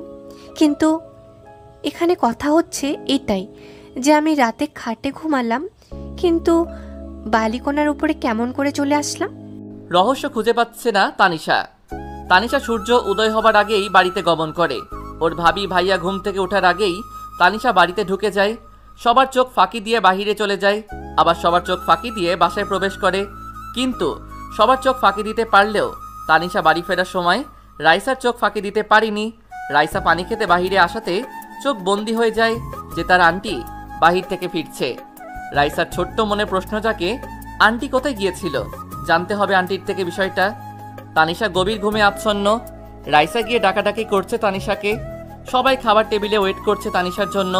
সবাই টেবিলে বসে তানিশার কোনো প্রকার সারা শব্দ না পেয়ে রাইসাকে পাঠিয়ে দেয় ডেকে আনতে। এই আন্টি কি রে মামুনি? সবাই তোমার জন্য খাবার টেবিলে ওয়েট করছে। তুমি যাও, আমি আসছি মামুনি। না, তোমরা আমার সাথে করে আম্মুকে নিয়ে যেতে বলছো? আমার তো লেট হবে মামুনি। কেন লেট হবে? আমাকে ফ্রেশ হতে হবে মামুনি। ওকে, যাও গিয়ে ফ্রেশ হয়ে নাও। ওকে সোনামুনা। তানিশা কতক্ষণ বাদে বাথরুম থেকে গোসল সেরে বেরিয়ে আসে। আচ্ছা মামুনি, একটা কথা জিজ্ঞেস করতে পারি? অনুমতি নিচ্ছ কেন মামুনি? বলো, কি বলবে? তুমি রাতে কোথায় বেরিয়েছিলে? মানে কি সব বলছো মামুনি? না, তুমি যখন বাসা ফিরছিলে তখন আমি জেগেছিলাম। তুমি তখন কোথায় ছিলে মামুনি? আমি পানি খেতে উঠছিলাম। আমি তখন একটু বাইরে গিয়েছিলাম মামুনি, হাঁটাহাঁটি করতে। মিথ্যা কেন বলো মামুনি? আমি জানি তুমি কার সাথে দেখা করতে গেছিলে। না মামুনি, আমি কোথাও যাইনি, ভালো লাগছিল না তাই হেঁটে আসলাম। আমি জানি তুমি আঙ্কেলের সাথে দেখা করতে গেছিলে। না মামুনি, তেমন কিছু না। আচ্ছা, আন্টি আঙ্কেলের বাড়িতে আসতে কেউ কিছু বলে না বা মনে করে না, তাহলে তুমি বাইরে কেন দেখা করতে গেছিলে? কি বলো মামুনি, তুমি কি তোমার আঙ্কেলকে দেখেছো? তানিশা, রাইসা, কোথায় তোমরা? তোমার ভাইয়া বসে আছে তো। রাইসা দৌড়ে ওর আম্মুর কাছে চলে যায় আর বলতে থাকে, আচ্ছা আম্মু, আন্টি সবসময় কেন মনমরা হয়ে থাকে? সেটা তোমার আন্টিকে গিয়ে জিজ্ঞাসা করে নাও। আন্টিকে জিজ্ঞেস করলে আন্টি তো কিছুই বলে না। ভাবি বা দত সব, চলো যাই, ভাইয়া ওয়েট করছে। এত টাইম লেট কেন হলো? ভাইয়া ঘুম ভাঙতে ভাঙতে লেট হয়ে গেছিল, আর ফ্রেশ হতে আরো লেট। নামাজ পড়েছিস?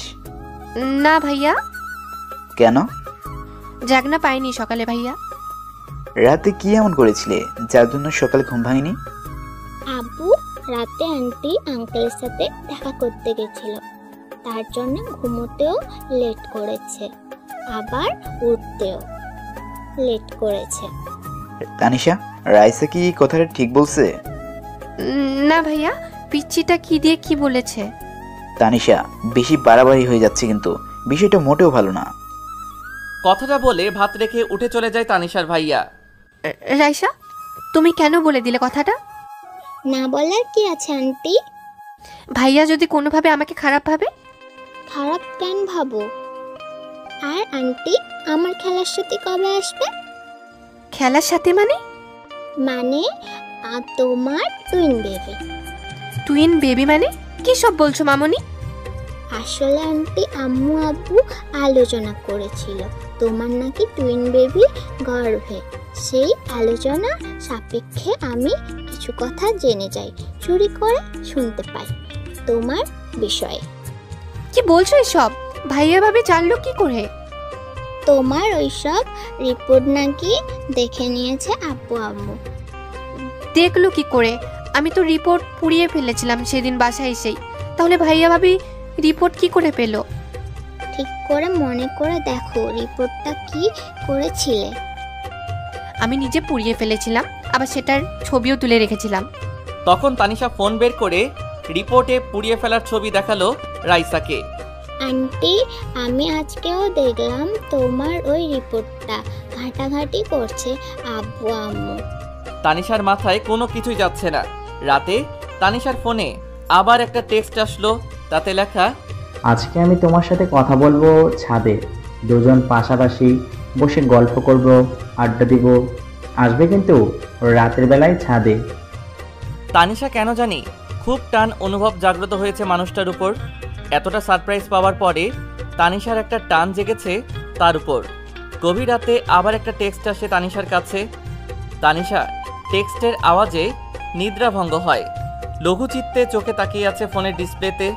টেক্সটটা ছিল এইরকম, বেবি, আমি ছাদে নিদ্রা ভঙ্গন করিয়া টলমল চোখে তাকিয়া পৃথিবীর সৌন্দর্য উপভোগ করছি। রাতের আকাশটা খুব বেশি সুন্দর। বসে আছি তোমারই অপেক্ষায়, দুজন পাশাপাশি বসে চাঁদ দেখিব আর তোমার কোলে মাথা রেখে তারা গুনব। দোলনায় দুলব, হাতে হাত রেখে হাঁটব, একটু আদর করব আমার টুইন বেবিগুলোকে। আসো না বেবি, প্লিজ।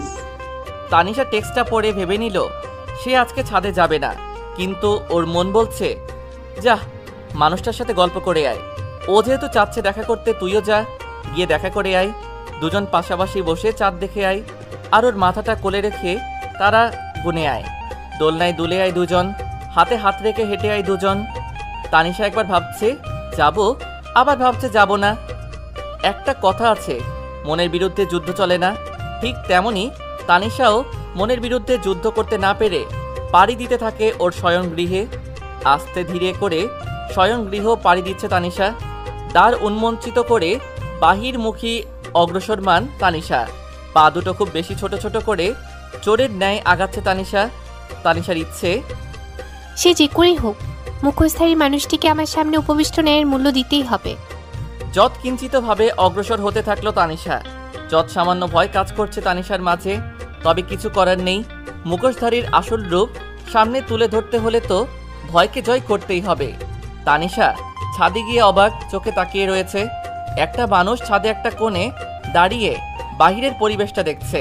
তানিশা ভাবছে, মানুষটা একবার পিছন ফিরে তাকালে তো আমি তাকে দর্শন করিতে পারতাম।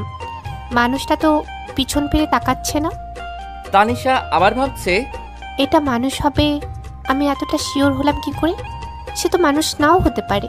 সে যদি মানুষ না হয়, সে আসলে কি? অজানা ভয় বিরাজমান তানিশার বাস্তববাদ মনোভাবে। কোনো কিছু স্থির করতে পারছে না। আসলে এমনটা হবার কারণ কিছুটা অন্ধকারে অস্পষ্টতা আছে দাঁড়িয়ে থাকা মানুষটার মাঝে।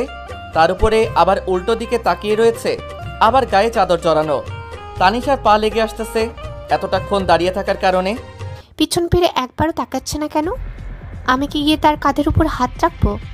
যদি গিয়ে রাখি, তৎক্ষণাৎ যদি আমাকে ছাদের প্রাচীন লঙ্ঘন করে 5 তলা থেকে ফেলে দেয়, তাহলে তো আমার নিশ্চিত মৃত্যু। না থাক, এখান থেকে কথা বলা যেতে পারে। তানিশা কথা বলতে যাবে তার আগেই একটা কথা ভেসে আসলো। কি জান পাখি, বিরক্তবোধ জাগ্রত হয়েছে তোমার মাঝে বুঝি?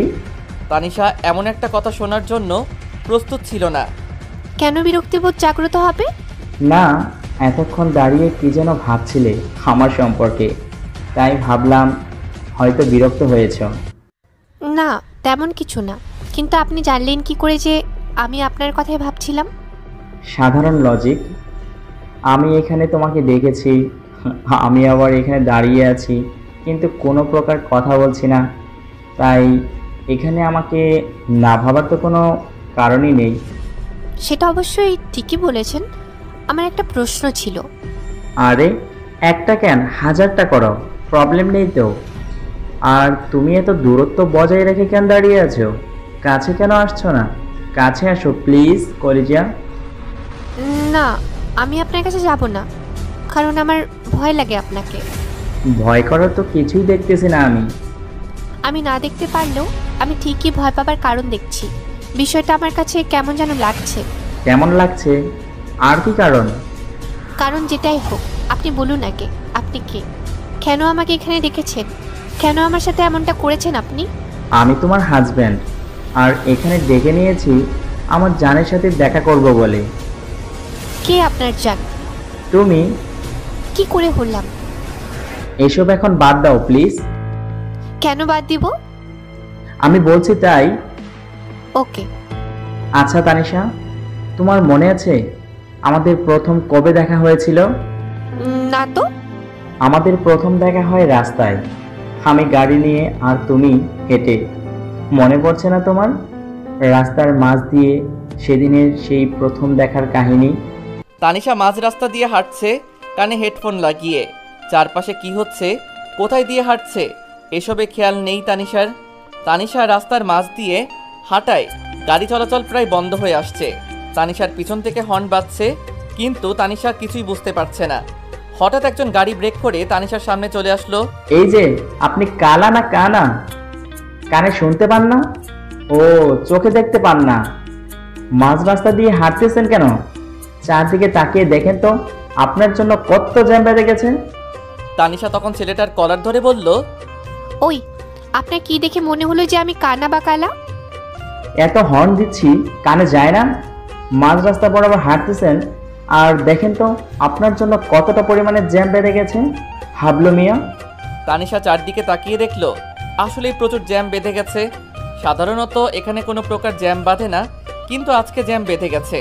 তানিশার কিছুটা লজ্জিত মুখ হলো, কিন্তু ছেলেটাকে বুঝতে দিল না। ছেলেটা শার্টের কলার ছেড়ে দিল তানিশা। সব কিছু স্বাভাবিক মনে করে ছেলেটাকে তানিশা বলল, জ্যাম বেঁধে গেছে তো আমি কি করব? আমি কি রাস্তা দিয়ে যেতে পারবো না? সবারই অধিকার আছে রাস্তা দিয়ে চলাচল করার, তাই আমিও চলাচল করব। তাতে জ্যাম বেঁধে গেল, এখানে তো আমার কিছুই করার নেই। তাই বলে মাঝ রাস্তা দিয়ে হাঁটবেন? সবারই রাস্তা দিয়ে চলাচল করার অনুমতি আছে, কিন্তু মাঝ রাস্তা দিয়ে এভাবে ডান্ডা নাচ দেওয়ার অনুমতি নেই। কি? আমি ডান্ডা নাচ দিচ্ছিলাম? রাস্তার মানুষজন কড়া বিনোদন পাচ্ছিল আপনার এই ডান্ডা নাচ দেখে। আপনি কিন্তু যা ইচ্ছা তাই বলছেন। আমি কিন্তু পুলিশে নালিশ করব আপনার নামে। নালিশ তো এখন পুলিশকে আমি করব, কারণ আপনি মাঝ রাস্তা দিয়ে ডান্ডা নাচ দিচ্ছিলেন, যার ফলে রাস্তার মাঝে এত জ্যাম বেঁধে গেছে। তানিশা কিছুটা ভয় পেয়ে গেল, কারণ ভুল তো তারই, কারণ ওর জন্যই এতটা জ্যাম বেঁধে গেল। তানিশা নিজেই নিজের মাথায় হাতের আঙ্গুল দিয়ে টোকা দিল। তানিশা ভাবলো, এখান থেকে মানে কেটে পড়া 1000 গুণ ভালো হবে, পরে দেখে নেওয়া যাবে রাক্ষসকে। আচ্ছা ভাইয়া, সরি। আসলে কি জানেন, আমি আসলে বুঝতে পারিনি যে আমি মাঝ রাস্তা দিয়ে হাঁটছি। সরি ম্যাডাম, সরি বললে হবে না, পুলিশকে আমি নালিশ করবই। আচ্ছা, সুন্দর করে তাকান তো আমার দিকে, আপনার একটা ছবি উঠাবো। না না, প্লিজ আমার ছবি উঠাবেন না। তানিশা কথাটা বলতে বলতে ততক্ষণে ছেলেটার ছবি উঠানো শেষ হয়ে গিয়েছে। ছেলেটা তানিশার দিকে তার মোবাইলটা তাক করে ধরে দেখালো যে তার ছবি উঠানো শেষ হয়ে গিয়েছে। ছেলেটা যখন ছবিটি উঠায় তখন তানিশা ঝগড়া করার মুডে থাকে, যার জন্যে ছবিটি খুব বেশি সুন্দর হয়েছে। তানিশা ছেলেটার হাত থেকে ফোনটা কেড়ে নিতে চায়, কিন্তু ব্যর্থ হয়। কিন্তু দুজনের হাতে হাতে ছোঁয়া পায়। ছেলেটা তানিশার হাতের ছোঁয়া পেয়ে কিছুটা কেঁপে উঠল। অবশ্য তানিশা যথেষ্ট মাত্রায় স্বাভাবিক। আপনি আপনি প্লিজ আমার ছবিটা ডিলিট করুন। আপনি যদি ছবি ডিলিট করতে বলেন তাহলে পুলিশকে নালিশ করব, আর যদি ছবিটা আমার কাছে থাকে, আপনি যদি ডিলিট করতে না বলেন তাহলে আমি পুলিশকে নালিশ করব না। আপনি আমার ছবি দিয়ে কি করবেন? তার চেয়ে বরং ডিলিট করে দিন। কি করব সেটা জানি না, তবে আমি ডিলিট করতে পারবো না। আপনি কিন্তু বেশি বেশি করে ফেলছেন, এমনিতেই মন মেজাজ বড্ড খারাপ। কেন, আপনার কি হয়েছে? সেটা কেন আমি আপনাকে বলবো? হাবলা ছেলে কোথাকার। আমি হাবলা? ইয়েস। আমি হাবলা না তুই হাবলা? দুজনের মাঝে প্রচুর পরিমাণে ঝগড়া হতে থাকলো। এক পর্যায়ে থানার লোকাল পুলিশ চলে আসলো। একজন অফিসার বলতে লাগলো, কি হয়েছে এখানে? আপনারা ঝগড়া করছেন কেন? তানিশা যেন ভয় কাঁপছে। হয়তো এখন এই ছেলেটা সব বলে দিবে আর আমাকে হয়তো পুলিশ জেলে নিয়ে যাবে। পুলিশ অফিসার বলল, আসলে স্যার আমরা স্বামী স্ত্রী। কি? আমরা স্বামী স্ত্রী? স্যারকে বলো না যে আমরা স্বামী স্ত্রী। স্যার, আমরা স্বামী স্ত্রী। স্বামী স্ত্রী ভালো কথা, কিন্তু রাস্তার মাঝখানে দাঁড়িয়ে ঝগড়া করছেন কেন? দেখেন তো আপনাদের জন্য কতটা জ্যাম পেতে গিয়েছে। আপনাদের জন্য অনেকেই সঠিক সময় সঠিক স্থানে যেতে পারছে না। এটা ক্ষতিপূরণ কে দেবে? জানেন এটা কত বড় একটা অপরাধ করেছেন আপনারা? ছেলেটা ভাবছে একটা বুদ্ধি বের করতে হবে এই ঘুষখোর পুলিশদের থেকে। স্যার প্লিজ একটাবার আমার কথাটা শুনুন, তারপর যদি আপনার মনে হয় আমাদেরকে শাস্তি দেওয়া উচিত তাহলে সেই শাস্তি আমরা মাথা পেতে নেব। বলেন দেখি আপনার কথাটা শুনি। আসলে স্যার আমরা গাড়ি করে ওর বাবার বাড়ি মানে আমার শ্বশুর বাড়ি যাচ্ছিলাম। হঠাৎই ও আমাকে বলে গাড়ি দাঁড় করাতে, আর আমি গাড়ি দাঁড় করাই। আর ও গাড়ি থেকে নেমে দেখলাম একটা বাচ্চা রাস্তা পার হতে পারছিল না, আর ও গিয়ে বাচ্চাটাকে রাস্তা পার করিয়ে দেয়। এটা তো খুব ভালো কথা, কিন্তু কেন ঝগড়া করছিলেন? প্রবলেমটা তো এখানেই স্যার। কিভাবে? আসলে স্যার বাচ্চাটাকে রাস্তা পার করিয়ে দেওয়ার পরে যখন রাস্তার ওপাশ থেকে এ পাশে আসতেছিল তখন একটা ট্রাক চাপা দিচ্ছিল প্রায় আমার লক্ষ্মী বউটাকে। হঠাৎই আমি এসে হাত ধরে টান দিয়ে বাঁচিয়ে নিই। আর স্যার সেটা নিয়ে ঝগড়া হচ্ছিল, কেন গিয়েছিল বাচ্চাটাকে বাঁচাতে, যদি নিজের কিছু হতো তাহলে কি হতো, আর তোমার গর্ভে যে 2 মাসের বাচ্চাটা আছে তার কি হতো, এইসব নিয়ে ঝগড়া হচ্ছিল স্যার। কি? আমি 2 মাসের গর্ভবতী? তোমার মনে নেই? কিছুদিন আগেই তো চেক আপ করিয়ে আসলাম ডাক্তার সাহেবের কাছ থেকে। আমি তো ভুলে গিয়েছিলাম। না জানি আর কতটা মিথ্যে বলতে হবে এই হাবলার জন্য, আল্লাহ পাক ভালোই জানেন। তাই বলে রাস্তায় দাঁড়িয়ে ঝগড়া করবেন? সরি স্যার, আর কখনো এমনটা হবে না। ওকে ঠিক আছে, যান, গাড়ি নিয়ে যান, তাড়াতাড়ি রাস্তা ক্লিয়ার করুন। পুলিশ অফিসারের কথা বলা শেষ হতেই তানিশা সামনের দিকে হাঁটতে থাকে। তখনই ছেলেটা হাত ধরিয়া ফেলে। ওই সরি, কোথায় যাও? এখনো রাগ করে থাকবে? হেঁটে কোথায় যাচ্ছ? আমাদের তো গাড়ি আছে, তাই না? কথাটা বলেই এক প্রকার প্রায় টানতে টানতে তানিশাকে গাড়িতে উঠায় ছেলেটা। গাড়ি স্টার্ট দেয় ছেলেটা, আর তানিশার দিকে তাকিয়ে রেখে তানিশা রেগে ফুলে আছে। গাড়ি তার নিজস্ব গতিতে চলছে। ওই, আপনার আমি কোন জন্মের বউ?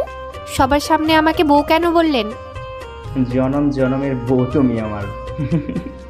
Mind your language. আচ্ছা সরি, আপনাকে কোথায় নামিয়ে দিতে হবে সেটা বলুন। আমাকে সামনে নামিয়ে দিলেই হবে। তার চেয়ে বরং আপনার বাসা কোন দিকে বলুন, আমি গিয়ে নামিয়ে দিয়ে আসি। বাসার ঠিকানার জন্য তো বহুত কায়দা জুড়িয়ে বসেছেন। আসলে আপনি যেমনটা ভাবছেন তেমনটা না। আসলে আপনি মনে হয় কোনো বিষয়ে চিন্তিত, যার ফলে রাস্তা দিয়ে এভাবে হাঁটছিলেন, তাই চাচ্ছিলাম বাড়ি পর্যন্ত নামিয়ে দিয়ে আসি।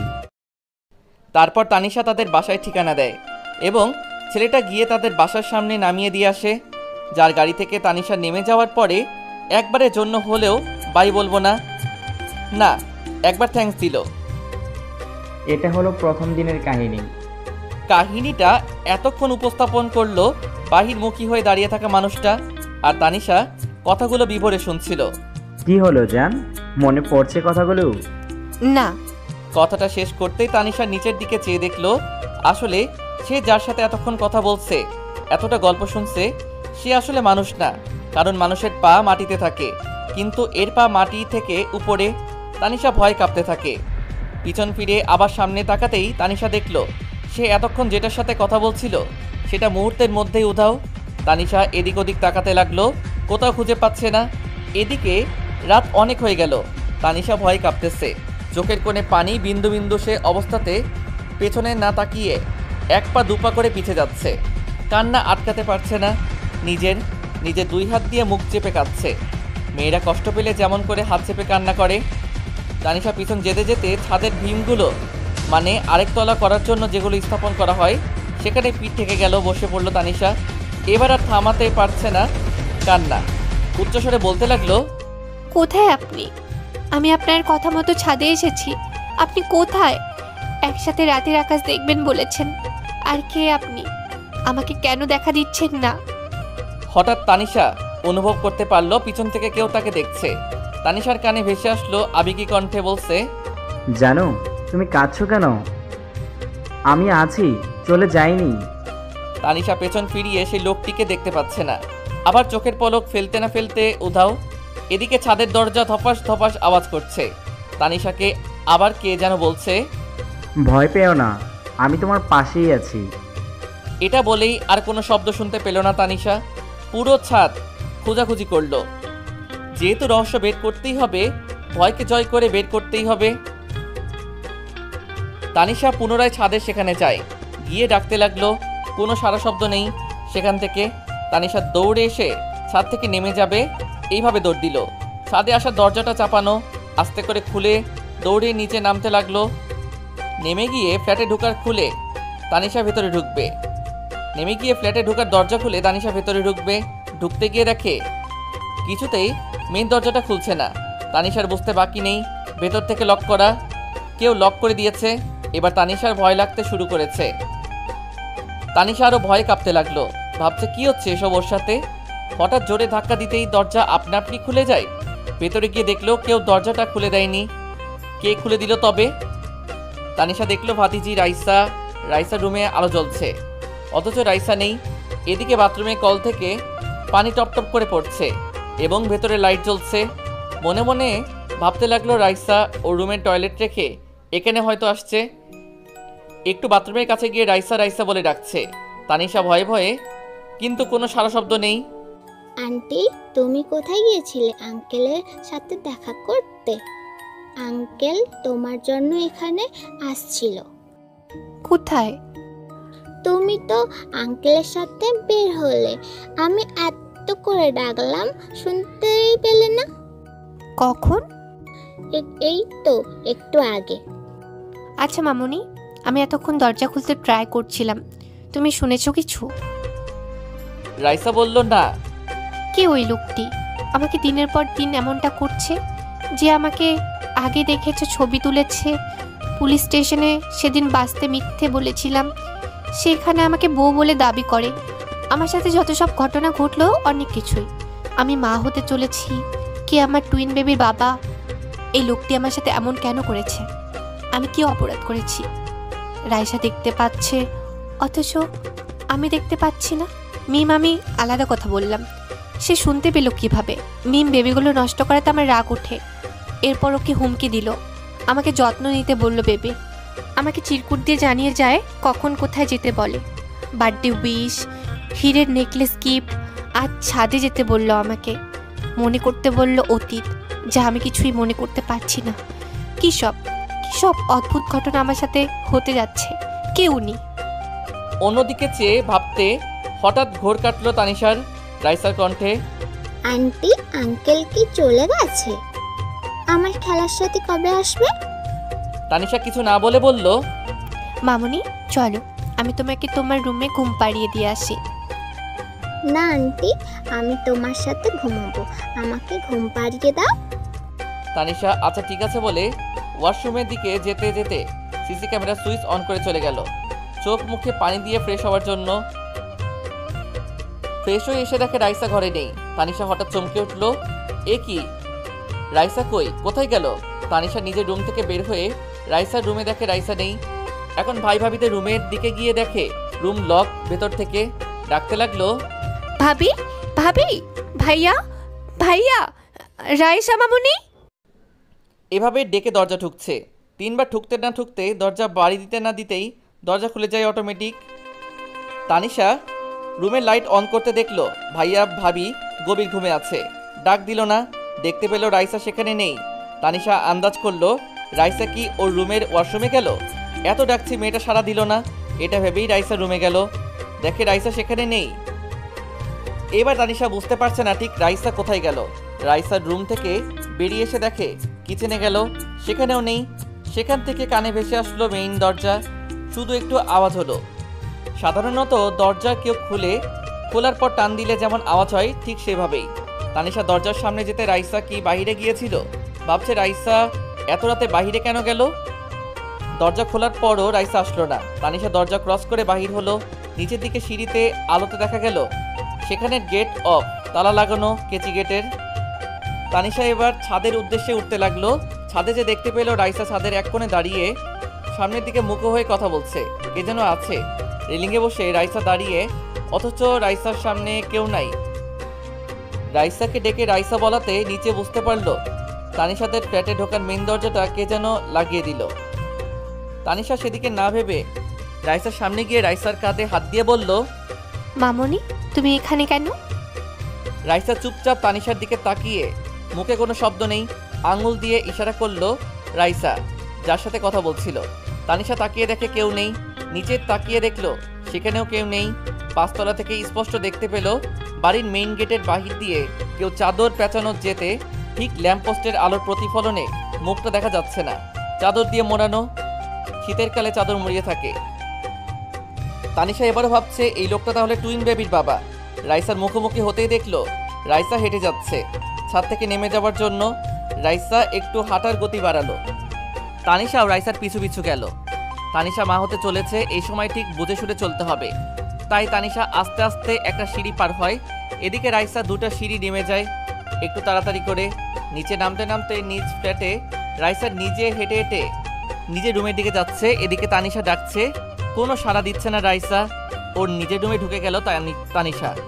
মেইন দরজা ক্রস করে লাগাতেই হঠাৎ খেয়াল করলো দরজা আমি লাগানোর শব্দ পেলাম, খুলে দিল কে?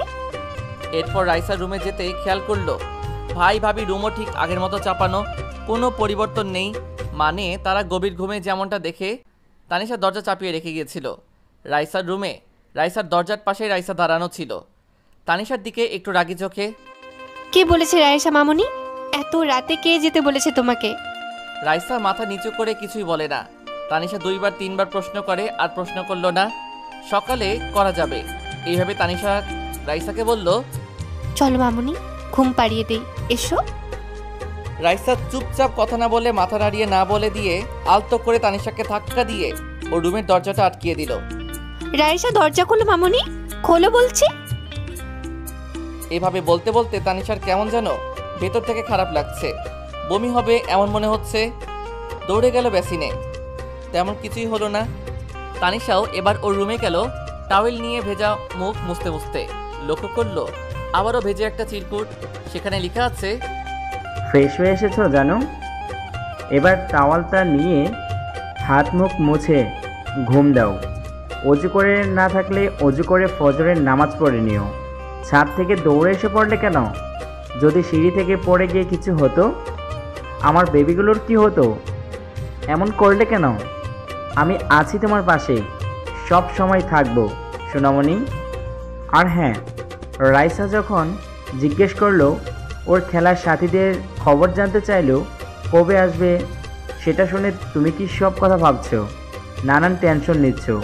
তুমি রাইসাকে জিজ্ঞেস করছো কেন আমি কোথায়? তুমি জানো না এখন তোমার রেস্ট দরকার? আমি তোমার সাথেই আছি, ভয় নেই জান্টুস। এতটুকু লেখা পড়ে তানিশা বুঝতে পারলো রাইসা ছাদে যাওয়ার আগে চিরকুটটা টুইন বেবির আব্বু এটা লিখেছে। এখন আর তানিশার মুখে ধর্ষক কথাটা আসে না, কিন্তু তানিশা সেইটা লক্ষ্য করেনি। তানিশা খেয়াল করলো তানিশা তো সিসি ক্যামেরা সুইচ অন করে ওয়াশরুমে গিয়েছিল। এটা মনে করার পর চিরকুটের বাকি অংশ না পড়েই সিসিটিভি ফুটেজ চেক করতে গিয়ে তানিশা যা দেখলো তা দেখে মোটেও প্রস্তুত ছিল না। সে দেখলো তানিশার জানালা পাশে রাইসা কি যেন দেখছে। রাইসাকে ভেদ করে সাদা কি যেন একটা আসলো, রাইসার সাথে কথা বলল এবং টেবিলে এসে লিখছে। লেখা শেষে রাইসাকে নিয়ে রুম থেকে বের হয়ে গেল। তানিশা সিসিটিভি ফুটেজ দেখে ফিরে এসে চিরকুটে লেখাগুলো পড়ল। জান, আজ চলে যাচ্ছি, রাইসাকে নিয়ে ঘুমিও। ও ভুলে যাবে ওর টুইন খেলার সাথীকে। আজকের পর থেকে আর জিজ্ঞেস করবে না তোমাকে। কাল আবার ছাদে এসো। ইতি, তোমার অনিকেত। তোমার বালিশের নিচে দেখো জান। তানিশা বালিশের নিচে দেখলো একটা চিরকুট আর তাতে লেখা, আমার কথাগুলো ভেবে দেখো জান, তোমার মনে পড়ে কিনা। তানিশা কিছুই বুঝতে পারছে না কি হচ্ছে তানিশার সাথে এইটা। তারপর তানিশা বিছানা গুছিয়ে শুয়ে পড়ল আর সেই অদ্ভুত লোকটির কথা ভাবতে লাগলো। হঠাৎ তার মনে পড়ে তানিশার একটা বড় দুর্ঘটনা ঘটেছিল। রিক্সা করে তানিশা কলেজে যাচ্ছিল, আর হঠাৎ করে তানিশার রিক্সার পিছন থেকে একটা বাস ধাক্কা মারে। এতে তানিশা ছিটকে যায়, রাস্তার বাঁদিকে পড়ে যায়। মাথায় অনেক আঘাত পাওয়ার কারণে তানিশার সাথে সাথে তখনই জ্ঞান হারিয়ে ফেলে। তারপর তাকে দ্রুত পার্শ্ববর্তী হসপিটালে ভর্তি করানো হয়, আর তানিশার প্রচুর পরিমাণ রক্তক্ষরণ হয়। তারপর তানিশা আল্লাহর অশেষ দোয়ায় বেঁচে যায়, কিন্তু তানিশা আগের সব স্মৃতি হারিয়ে ফেলে। আর এই দুর্ঘটনা ঘটে ছেলেটির সাথে যেদিন রাস্তায় প্রথম দেখা হয়েছিল, ঠিক তার পরের দিন। তানিশার স্মৃতিশক্তি চলে যাওয়ায় সে আগের ঘটনাগুলো ভুলে যায়। আর সেই দিন আরও একটি ঘটনা ঘটেছিল। তানিশাকে ছেলেটি বাড়িতে নামিয়ে দেওয়ার পর সে নিজের বাড়ির দিকে যাচ্ছিল। গাড়ির গতি একটু বেশি ছিল। কিছুটা পথ যাওয়ার পর ছেলেটি একটা ট্রাকের সাথে দুর্ঘটনা ঘটে। সরাসরি ধাক্কা লাগার কারণে ছেলেটি আর বাঁচতে পারে নাই। ছেলেটি সেদিনই মারা যায়, কিন্তু তানিশা এই খবর পায় না। আর পরের দিন আবার তানিশার দুর্ঘটনা ঘটে। এতে তানিশা কিছুই জানতে পারে না। তারপর তানিশা ধীরে ধীরে সুস্থ হতে থাকে। তানিশা পুরোপুরি সুস্থ। তাকে বাড়ি নিয়ে যাওয়ার অনুমতি দেয় ডাক্তার। তানিশাকে বাড়ি নিয়ে আসার পর কিছুদিন ভালোই ছিল তানিশা। এভাবে চলতে চলতে তানিশা দেখলো হঠাৎ করে একদিন রাতে তার সাথে কেউ সেক্স করছে। খুব ভালো করে বোঝাতে পারে তানিশা আর প্রোডাকশনের প্যাকেট আর প্রোডাকশন সহ ফ্লোরে পড়ে আছে। তানিশার জামা কাপড়ও পড়ে আছে এক এক দিকে। তারপর তানিশা খুব ভয় পেয়ে যায়। এভাবে প্রতিদিন তার সাথে সেক্স করা হয়, কিন্তু মূল কাহিনী সেটা নয়। আসলে মানুষের সাথে একটা আত্মা কখনো সেক্স করতে পারে না, তবে মানুষের মনের ভাব পরিবর্তন করতে পারে। তানিশার সাথেও এমন একটাই ঘটেছিল। তানিশা নিজেই তার জামাকাপড় শরীর থেকে আলাদা করে প্রোডাকশন ও নিজেই নিয়ে আসে। মানে যত কিছু ঘটে সব তানিশার দ্বারাই ঘটে, কিন্তু তখন তানিশা বোঝে না সে কী করতেছে। আবার সেক্স কার্যক্রম শুরু হলে তানিশা আবার নিজের অবস্থায় ফিরে যায়, আর তানিশা বাস্তবতার সাথে যুদ্ধ করতে থাকে। আসলে এইসব কিছুর পিছনে সেই ছেলেটির আত্মাই প্রধান কারণ। তানিশা যে গর্ভবতী তার এই ধারণাও ছিল ভুল, আর এর ফলাফল যে পজিটিভ এটাও ভুল, কারণ এইসব এর পেছনে ছেলেটির আত্মা রয়েছে। আপনারা ভাবতেছেন তাহলে মেসেজগুলো কই থেকে আসে? তাহলে তানিশা দেখতে পারে মেসেজের, কিন্তু বাস্তবে কোনো মেসেজটাই নেই। অবশেষে ছেলেটির আত্মা তানিশাকে সব কিছু থেকে মুক্তি দিয়ে চলে যায় সেদিন রাতেই, আর তানিশা বাস্তবের দিকে অগ্রসর হয়।